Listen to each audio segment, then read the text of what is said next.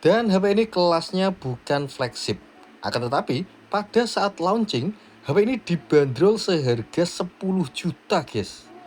Dan tentu saja bukan tanpa sebab Oppo membandrol harga segitu.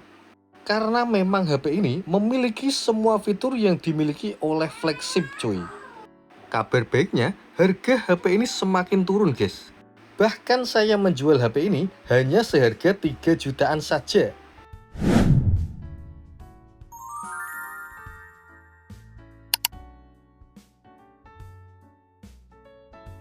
Halo guys, assalamualaikum warahmatullahi wabarakatuh. Kembali lagi dengan saya di Kamal Tekno, dan ini adalah HP Oppo Reno 8 Pro 5G.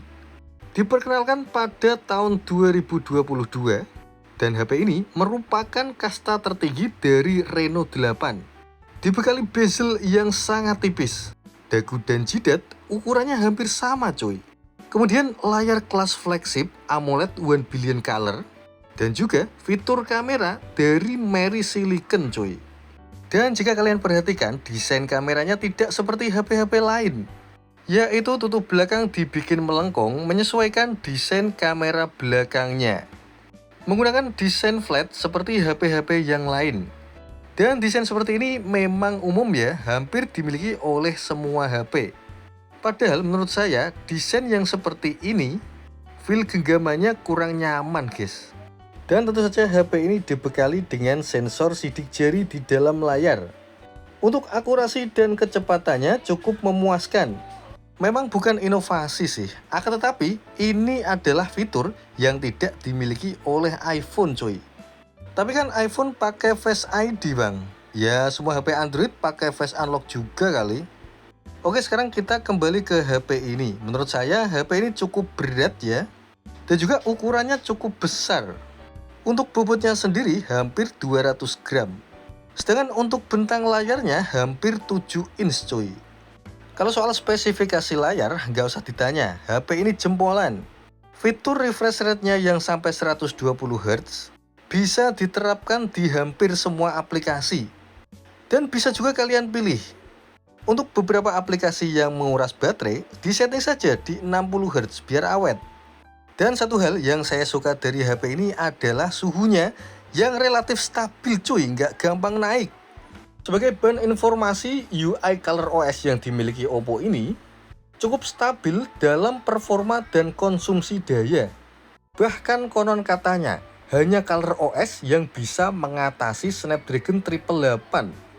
Dan memang benar guys, ketika saya bandingkan dengan Xiaomi 12T dengan chipset yang sama, HP ini lebih adem ketika dipakai lumayan lama. Kalau soal performa, Dimensity 8100 ini setara dengan Snapdragon 888. Tapi kalau bicara soal suhu, jelas Snapdragon lebih panas, guys. Gak hanya panas, panas banget malah. Sekilas tentang display, selama penggunaan saya, yaitu warnanya terlalu menyala, coy. Beda dengan saat saya memegang Google Pixel atau iPhone, layarnya adem. Kalau ini warnanya terlalu over kalau menurut saya. Hampir mirip seperti flagship Xiaomi lah. Tapi mungkin justru bagi beberapa orang hal itu adalah sebuah kelebihan. Karena mampu menghasilkan warna yang lebih bagus daripada HP-HP lain. Tapi kalau saya pribadi cenderung kurang suka layar yang seperti ini. Alasannya cukup simpel ya, bikin mata cepet capek, cuy. Kalau nggak terlalu lama enak sih, apalagi untuk nonton anime karena sudut pandangnya yang lumayan luas, cuy. Bezelnya tipis. Kalau kalian gimana guys? Lebih suka yang soft atau yang seperti ini? Sebagai bahan informasi, flagship Oppo pada tahun 2022 yaitu Oppo X5 Pro menggunakan prosesor yang cukup ganas, Snapdragon 8 Gen 1 dan cukup panas juga. Dan posisi Oppo Reno 8 Pro ini yaitu di atas mid-range dan di bawah flagship. Bahkan kalau kita cek di Nano Review, skor dari HP ini lumayan mantap. Secara keseluruhan hampir di atas rata-rata. Unggul pada bagian layar, kamera, dan juga baterai. Dan HP ini mendapatkan skor yang cukup tinggi, 65 cuy. Tidak berbeda jauh dengan seri flagshipnya yaitu Oppo X5 Pro. Untuk skor Antutu Benchmark hanya di angka 700 ribuan ya. Dan di beberapa percobaan bisa sampai 800 ribuan. Untuk ukuran chipset mid-range, chipset ini setara dengan Snapdragon 7 Gen 3. Skornya mirip, yaitu sekitar 800 ribuan. Untuk performa secara keseluruhan sangat bisa diandalkan. Dan selanjutnya mari kita bahas soal kameranya.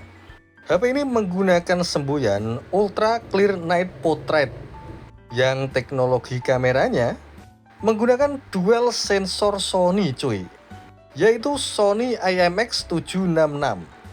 Di dalam kameranya sendiri, HP ini menggunakan Mary Silicon, yaitu chip yang digunakan pada kamera ponsel untuk meningkatkan kualitas foto dan video. Dan untuk saat ini, teknologi Mary Silicon hanya terdapat di ponsel Oppo saja. Itu pun hanya kelas flagship ya. Jadi tidak semua seri Oppo memiliki fitur ini. Sayangnya HP ini hanya memiliki 3 buah lensa kamera saja, yaitu kamera utama sebesar 50 megapiksel, kemudian 8 megapiksel ultrawide, dan yang terakhir adalah kamera makro. Hasilnya mantap, sangat sesuai dengan ekspektasi untuk kamera utamanya. Sedangkan untuk kamera ultrawide-nya jomplang guys. Tidak sebagus hasil kamera utama, jauh sekali. Mungkin karena teknologi Mary Silicon yang hanya diaplikasikan ke kamera utamanya saja, dan lensa yang lain tidak diperhatikan. Maka dari itu hasilnya cukup berbeda. Untuk perekaman, HP ini hanya bisa merekam sampai 4K 30 fps saja. Ya betul, resolusi 4K tidak mendukung 60 fps. Sayang banget ya kan? Kabar baiknya teknologi ultra stabil bisa diterapkan di 1080 60 fps. Dan sayangnya lagi, untuk perekaman mode ultrawide tidak bisa di resolusi 60 fps. Hanya mentok 30 fps saja cuy. Dan juga tidak bisa mendukung fitur ultra stabil. Jadi fitur ultra stabil hanya bisa difungsikan untuk kamera utama saja. Oke, sedangkan untuk kamera depan, resolusi hanya sampai di Full HD 30 fps. Ultra stabil bisa diaktifkan, akan tapi menurut saya hasilnya kurang begitu bagus. Berikut adalah hasil foto menggunakan kamera utama dengan teknologi Mary Silicon. Untuk hasil silahkan kalian nilai sendiri ya. Oh ya, ini adalah hasil dengan AI dinonaktifkan ya.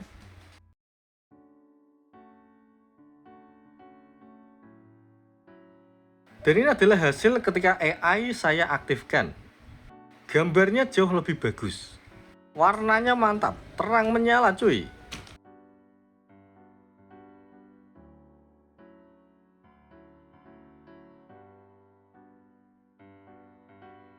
Dan berikut adalah perbedaan antara kamera utama dan kamera ultrawide. Ini adalah kamera utama dan ini adalah kamera ultrawide. Beda banget ya.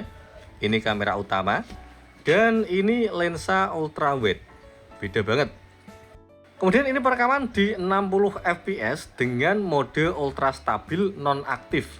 Sedangkan ini mode ultra stabil saya aktifkan. Gimana menurut kalian? Mantap gak hasilnya?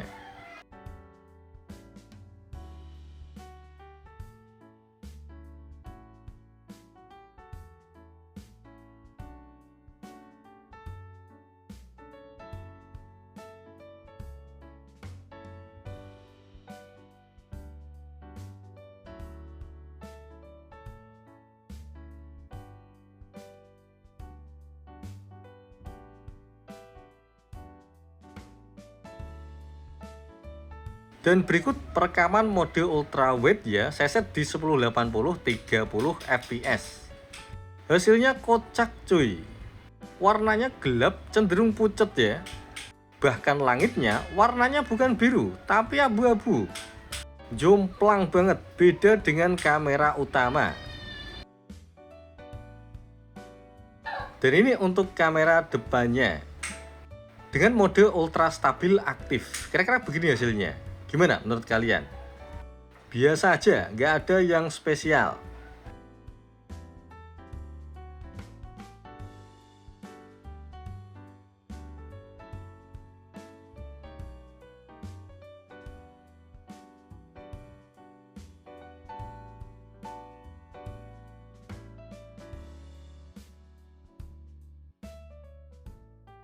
Oke, jadi kesimpulannya HP ini desainnya bagus, bezelnya tipis, performanya mantap, tidak mudah panas, kamera utamanya mantap banget.